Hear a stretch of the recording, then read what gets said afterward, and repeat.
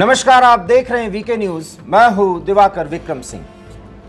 Delhi NCR की आबो हवा बेहद खराब हो चुकी है। सांस लेना मुश्किल हो रहा है, लेकिन सांस लेना है क्योंकि जिंदा रहना है, परिवार को पालना है, अपने घर बार को देखना है। लेकिन 21वीं शताब्दी के इस दौर में जब देश की इकोनॉमी 5वें स्तर पर आ चुकी है और 2030 तक हम तीसरी बड़ी अर्थव्यवस्था बन जाएंगे और एक विकसित राष्ट्र की ओर इस समय हम कदम आगे बढ़ा चुके हैं, क्योंकि आज़ादी का अमृतकाल भी हम मना रहे हैं। और इस स्थिति में राष्ट्रीय राजधानी परिक्षेत्र में सांस लेना भी दूभर है, अर्थात एक प्राकृतिक और मानव के द्वारा रचित ऐसे काम के कारण हम पर हमला होता रहा है, जिसको झेलने के लिए हम मजबूर हैं। ढेर सारी बातें की जाती हैं, कोर्ट भी तल्ख हो जाता है, कोर्ट से भी टिप्पणियां की जाती हैं। और ये टिप्पणी इस बार ही नहीं कि दिल्ली में सांस लेना मुश्किल हो रहा है और सुप्रीम कोर्ट ने टिप्पणी की कि 4 राज्य के वो प्रतिनिधि और वो मुखिया क्या कर रहे हैं, जब दिल्ली एनसीआर के लोग और ये राज्य भी पूरी तरह से प्रभावित हो रहे हैं। चारों तरफ सिर्फ धुआं ही धुआं है, जबकि न अभी कोहरा है न इतनी ठंड। फिर आखिर ये कारण क्या है? इस बार ही ऐसा नहीं हुआ। पिछले 4 सालों से अगर आप देख रहे हो तो ये स्थिति बराबर आती है, लेकिन हर बार दिवाली के 1 महीने पहले से ही दिल्ली में राजनीतिक बयान दे दिया जाता है यहाँ के पर्यावरण मंत्री गोपाल राय की तरफ से कि दिवाली पर पटाखे बैन कर दिए जाएंगे। बात यही नहीं खत्म होती। कहा यह जाता है कि पंजाब और हरियाणा के किसान इस कदर पराली जलाते हैं कि दमघोटू वातावरण में जीना ही अब हमारी नियत बन चुकी है। लेकिन क्या पराली और दिवाली ही जिम्मेदार हैं? सचमुच में मामला कुछ और है। पराली जलाने से हो तो रहा है ये दमघोटू वातावरण का निर्माण, लेकिन इसके पीछे की राजनीति क्या है, वो कारण क्या है और वो भूल क्या है, जिसका खामियाजा हम भुगत रहे हैं और आने वाले समय में भी हम भुगतेंगे अगर कोई बड़ा कदम न उठाया गया तो। क्योंकि प्रधानमंत्री नरेंद्र मोदी से लेकर के दिल्ली के मुख्यमंत्री तक न कुछ कह पा रहे हैं, न कोई बयान दे पा रहे हैं। कोशिशें ढेर सारी की जा रही हैं। अब हम इस मुद्दे पर जो वीके न्यूज ने एक पड़ताल की है उस पर चर्चा करेंगे। और वो पड़ताल क्या है जिस कारण से आप इस तरह के दमघोटू वातावरण में जी रहे हैं। एक शब्द हम आपके सामने बोलते हैं और उसी पर हम डिस्कस करेंगे। वास्तव में ये सब कुछ एक ऐसे कंपनी की कारस्तानी के कारण हो रहा है जिसका खामियाजा अब आप भुगतते रहेंगे। हरीश, बिल्कुल सर, जिस तरीके की आबो हवा दिल्ली की बन चुकी है, आरोप लगते हैं कि लिबरल गैंग खड़ी हो जाती है कि दिवाली की वजह से हो रहा है। पराली समझ में आता है, लेकिन जैसे ही बात दिवाली की आती है, दिवाली को बीच में जबरन लाया जाता है, क्योंकि अभी दिवाली आने में काफ़ी टाइम था। काफ़ी दिनों पहले 15 दिनों से दिल्ली की हवा जहरीली हो चुकी है। आनंद विहार दिल्ली का एक शहर है, उसका AQ इंडेक्स 999 पहुंच चुका है। लेकिन क्या पटाखे उसके लिए जिम्मेदार हैं? नहीं, उसके लिए जिम्मेदार है एक कंपनी। वो कंपनी है मोनसेंटो। तो आपने सुना हरीश, इस पर और भी बात रखेंगे, हम भी आपको बताएंगे। मोनसेंटो मेज एक ऐसा नाम जो आपको अभी तक नहीं सुना होगा और न सुनाई पड़ा होगा, न इस पर चर्चा होगी। लेकिन इसके लिए मोनसेंटो मेज किस लिए जिम्मेदार है और इसके कारस्तानी से क्या हम भुगत रहे हैं, इस पर हम चर्चा करने जा रहे हैं। ये एक बेहद नई जानकारी आपके सामने आ रही कि हम बार बार कह रहे हैं मोनसेंटो मेज की वो क्रिया है जिसकी प्रतिक्रिया अब प्रकृति में हो रही है। मोनसेंटो मेज पर बिल्कुल अपने दर्शकों को हम पहले बताते हैं कि मोनसेंटो मेज आखिर है क्या। मेज मक्के को कहते हैं और मोनसेंटो एक कंपनी है। कंपनी अमेरिकन कंपनी जो बीज बनाती है, कृषि पर जो रिसर्च करती है, नई नई जो बायोमेट्रिकल बायोकेमिकल जो रिसर्च होते हैं कृषि पर, वो करती है ये कंपनी। देखिए, अब आपको ये पता हो गया होगा कि मोनसेंटो मेज का मतलब होता है मक्का। मोनसेंटो एक अमेरिकन कंपनी है। आपको पता ही होगा कि हमने WTO से समझौता किया और बहुराष्ट्रीय कंपनियों का जो असर हमारी कृषि पर रहा, क्योंकि भारत एक कृषि प्रधान देश है। अब हम आपको साधारण शब्दों में समझाने की कोशिश करेंगे। इस कृषि प्रधान देश में भारत में जो कुछ भी उत्पन्न होता रहा वो हमारी अपनी बीज होती थी। अपने परंपरागत कृषि से हम अपना उत्पादन करते थे, क्योंकि चूंकि जनसंख्या बढ़ रही थी, पानी की जरूरत हमें ज्यादा थी। देश के हर हिस्से में पानी हमारा अर्थात जल स्तर का वास्तविक प्रबंधन नहीं था। इसके कारण पृथ्वी में जल स्तर नीचे हो रहा था, जिसमें हम अगर बोरिंग करते थे तो ट्यूबवेल वगैरह की स्थापना में भी बड़ी मुश्किलें आती थी। फिर हमने नहरों का जाल बिछाने की कोशिश की और राजस्थान से लेकर के पंजाब में हमने नहरों का ऐसा जाल बिछाया जिसके कारण से वास्तविक हरित क्रांति इस देश में आई। और ये देश जो अन्न के लिए दूसरों पर निर्भर रहता था हरीश, वो देश उत्पादन इस कदर करने लगा, अधिशेष उत्पादन हुआ कि हम दूसरे देशों को भी बेचने लेकिन लगे। सर हमको यहाँ पे समझना होगा कि जब हम उत्पादन करने लगे बड़ा पैमाने पर, लेकिन हम जिन चीजों का उत्पादन कर रहे हैं वो हमारे नेचुरल ग्रीन्स है ही नहीं। बिल्कुल बिल्कुल, क्यों नहीं है ये भी अब आप समझिए, जैसा कि हरीश बता रहे हैं, क्योंकि आपको यही बताया जा रहा है और यही आप सुन रहे हैं कि पंजाब और हरियाणा में पराली जलाई जा रही है। उसके कारण ये पूरा एनसीआर और आप तो ये कह सकते हैं कि उत्तर प्रदेश का पश्चिमी उत्तर प्रदेश, यहां तक कि राजस्थान भी अब इससे प्रभावित हो गया है। मत भूलिए हरीश, एक खबर ये भी है कि लाहौर में भी जो पोल्यूशन हो रहा है उसका भी जिम्मेदार भारत के इस पंजाब राज्य को ठहराया जा रहा है। बिल्कुल सच तो ये है कि पंजाब में उत्पादन के तरीके जो है वो बदले गए हैं। दो प्रमुख फसलें हम लोग उपजाते हैं, वैसे तो 3 या 4 हो जाते हैं, जिसमें एक रबी जब हम गेहूं उत्पादन करते हैं और एक खरीफ जिसमें हम धान उत्पादन करते हैं।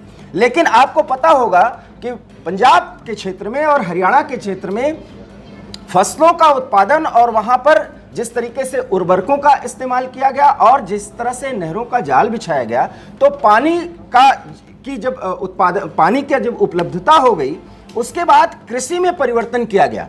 कृषि के टाइम में परिवर्तन किया गया कि जो हम खरीफ का फसल जो है वो अक्टूबर तक काट लेते थे, नवंबर का पहला सितंबर के आखिरी में और अक्टूबर के शुरू तक जो फसलें होती थी वो कट जाती थी, लेकिन पानी की कमी के कारण उसको टाइम को थोड़ा शिफ्ट किया गया था। हाँ, ये अब आपको जो बताया, एक एक वाक्य में जो बता रहे हैं हम उसको इलस्ट्रेट कर रहे हैं कि पानी की कमी के कारण ये शिफ्ट किया गया। मतलब परंपरागत तरीके से जो हमारी अपनी सोच थी उसके आधार पर सितंबर और अक्टूबर के चौथे सप्ताह के पहले तक धान काट लिया जाता था पंजाब और हरियाणा में, और काटने के बाद जो धान का जो अधिशेष होता था जिसको हम पराली कहते हैं वो जलाया तब भी जाता था। 1990 में ये परिवर्तन होना शुरू हुआ। 1991 के बाद से ये जो परिवर्तन स्टार्ट हुआ, 90 के बाद से वो परिवर्तन हुआ और 2009 के बाद से ये स्थिति दिखाई पड़ने लगी जो अब हम देखने और जिस तरीके का हवा हम लेने के लिए मजबूर हो रहे हैं। तो ये स्थिति 2009 में आई। मोनसेंटो से एक समझौता किया गया था। पंजाब की सरकार, जिसमें भारत की सरकार भी इन्वॉल्व थी, उसमें मोनसेंटो कंपनी जो अमेरिका का हरीश ने बताया, उससे भारत ने एक समझौता किया और समझौता यह किया कि पंजाब में पानी की कमी हो रही थी क्योंकि बहुत ज्यादा हम पानी का, हमारे पास उतनी उपलब्धता नहीं थी पंजाब राज्य में, तो पानी की कमी को पूरा करने के लिए मोनसेंटो से सुझाव मांगा गया।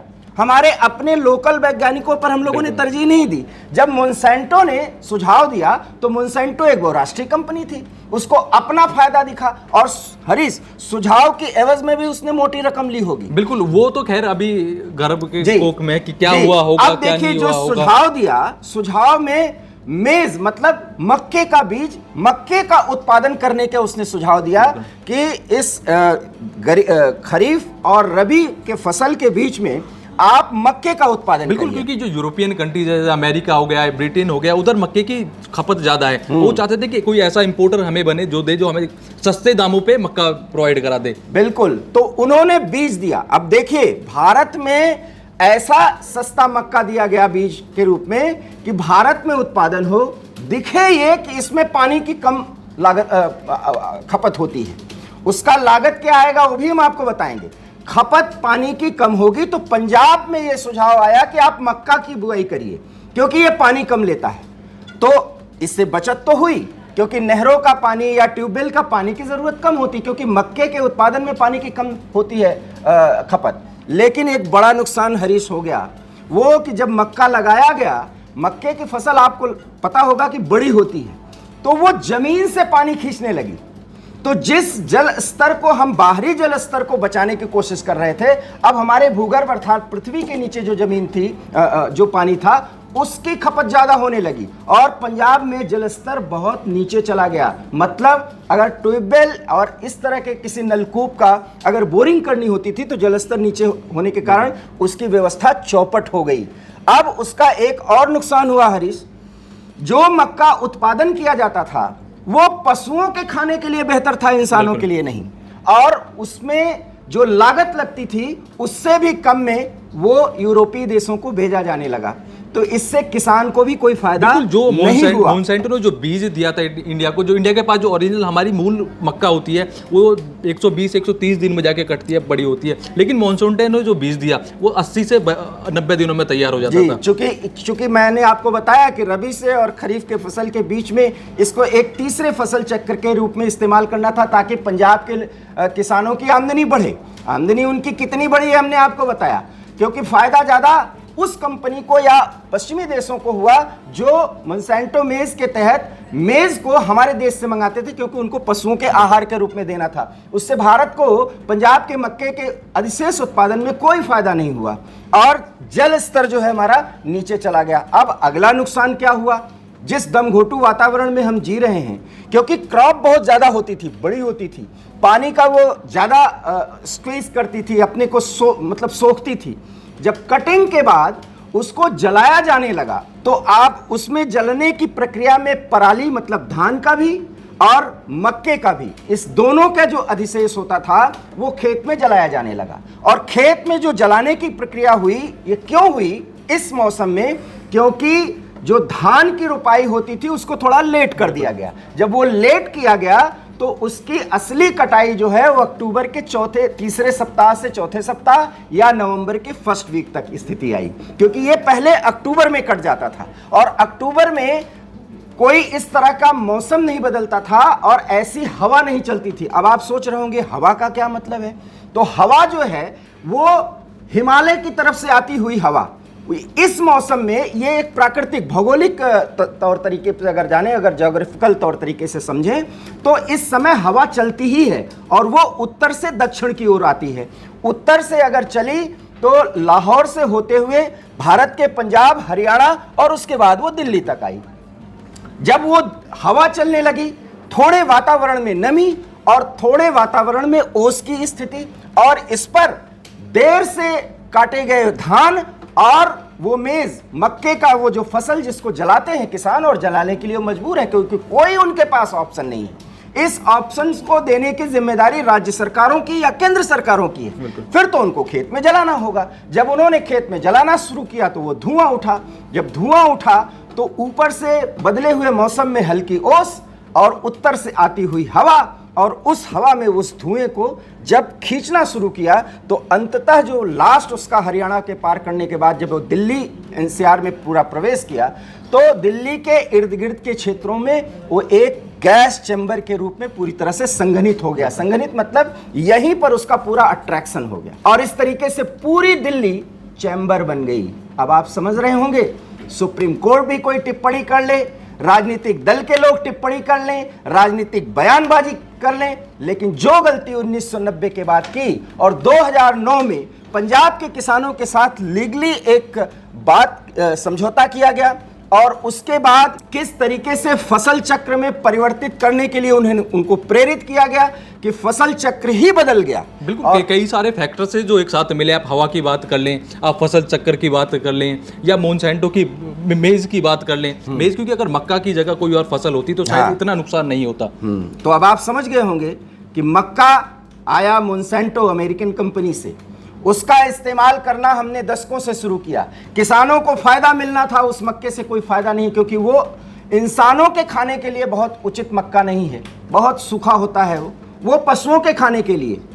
और इसके अतिरिक्त पंजाब में भूगर्भ में जो जल है वो जल स्तर भी नीचे गिरा, क्योंकि मक्का ने जमीन से पानी खींचना शुरू किया। जल स्तर तो नीचे ही गया, दूसरा फर्टिलाइजर जो थे मक्के में ज्यादा यूज होते हैं, उसने जमीन की जो गुणवत्ता थी उसको भी खराब किया। अब आप सोचिए, जिस गुणवत्ता को बचाने की कोशिशें हुई, क्योंकि पंजाब और हरियाणा के खेतों के सॉइल की जब जांच की जा रही है तो उसकी गुणवत्ता लगातार नीचे गिर रही है, क्योंकि ज्यादा से ज्यादा फर्टिलाइजर का इस्तेमाल किया जा रहा है, जिससे खेतों की उत्पादकता इस कदर एक साथ प्रभावी होती है कि उस मिट्टी की गुणवत्ता बहुत खराब हो जाती है। तो किसान भी एक तरह से पूरी तरीके से ध्वस्त होता गया। बिना फर्टिलाइजर के उसके खेत में उत्पादन नहीं हो सकता। जो उत्पादन कर रहा है वो आदमियों के, इंसानों के खाने के लिए नहीं, उसका वो कर रहे हैं बाहर सप्लाई। उससे जितने फायदे की उम्मीद है उससे किसान को फायदा नहीं मिल रहा।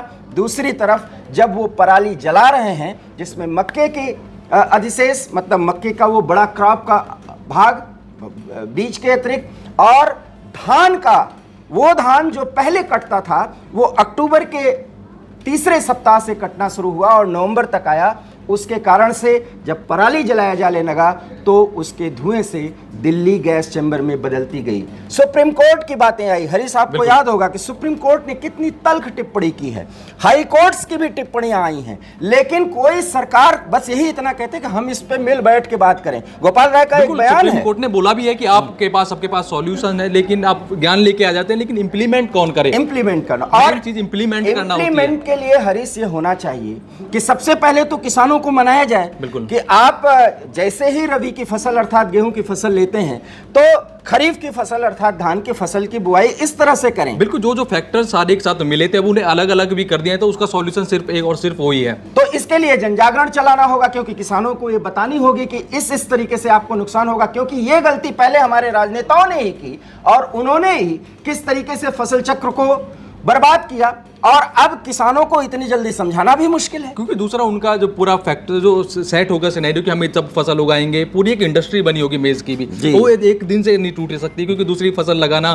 फिर पूरी एक इंडस्ट्री क्रिएट करना ऐसी वो काफी चुनौतीपूर्ण होगा सरकारों के लिए भी। तो देखा ना आपने, ये मोनसैंटो मेज अर्थात मोनसैंटो का मक्का किस तरीके से दिल्ली को दमघोटू स्थिति में ले जा रहा है। मजबूर हैं हम आपको एक समय तक अर्थात दिवाली के कुछ समय पहले तक दमघोटू वातावरण में जीना ही होगा, क्योंकि इसके लिए कोई सरकारें न बात कर रही हैं, न इस मुद्दे पर विचार कर रही हैं, न पंजाब हरियाणा और पश्चिमी उत्तर प्रदेश के किसानों को मनाया भी नहीं जा रहा। स्थिति बद से बदतर हो रही है, हम बीमार हो रहे हैं। प्रतिदिन लगभग एक पखवाड़ा अर्थात 15 दिन हम सभी, चाहे वो बच्चे हों, बूढ़े हों, स्त्रियां हैं, जो भी हैं, महिलाएं हैं, माफ करिएगा, वो सब 10 सिगरेट रोज पीते हैं, एक आंकड़ा आया है। तो इस वातावरण में हम आप जी रहे हैं, आंखों में जलन होती है, सर भारीपन रहता है, कई ऐसी तरह की बीमारियां होती हैं, और ज्यादा जो बीमार लोग होते हैं, कुछ लोगों के तो मौत की भी खबर आती है। और एक खबर तो थोड़ा इम्यून सिस्टम भी अगर वीक है तो उन पे ज्यादा ही प्रभाव कर रहा है कि जो कोरोना से अभी निकल के आए थे उनका लंग्स वगैरह ठीक से पहले ही काम नहीं कर रहे थे, लेकिन ऊपर से फिर अब ये दमघोटू और हर साल का दमघोटू, तो कहीं ना कहीं बुजुर्गों के लिए जिनका इम्यून सिस्टम वीक है उनके लिए काफी खतरनाक साबित हो सकता है। काफी खतरनाक साबित होगा। तो ये हमारी वो रिसर्च रही और वो जानकारी रही, जिसको जानिए और अपना कमेंट दीजिए, सरकार के नुमाइंदों से बोलिए जब भी वो आपके क्षेत्र में पहुंचे कि आप दिल्ली और एनसीआर के वातावरण को शुद्ध बनाने के लिए हरियाणा, पंजाब, राजस्थान, उत्तर प्रदेश का अधिशेष भाग, मतलब पश्चिमी उत्तर प्रदेश का पूरा भाग आप कह सकते हैं, इन सब जगहों पर किसानों को समझाएं कि वो अपने फसल चक्र के साथ किस तरीके से अन्याय कर रहे हैं, कैसे उनकी मिट्टी खराब हो रही। और अगर ये ज्ञान नहीं दिया जाएगा तो हम यूं ही दमघोटू वातावरण में जीने को मजबूर होंगे। मोनसैंटो का ये मेज अर्थात मक्का, इसने कर दी हमारी वो हालत, जिस हालत को झेलने और उस वातावरण में जीने को हम मजबूर हैं। फिलहाल इस विशेष जानकारी पर अपनी प्रतिक्रिया दीजिए, हम दोनों को दीजिए इजाजत। नमस्कार। वीके न्यूज, राष्ट्र के नाम।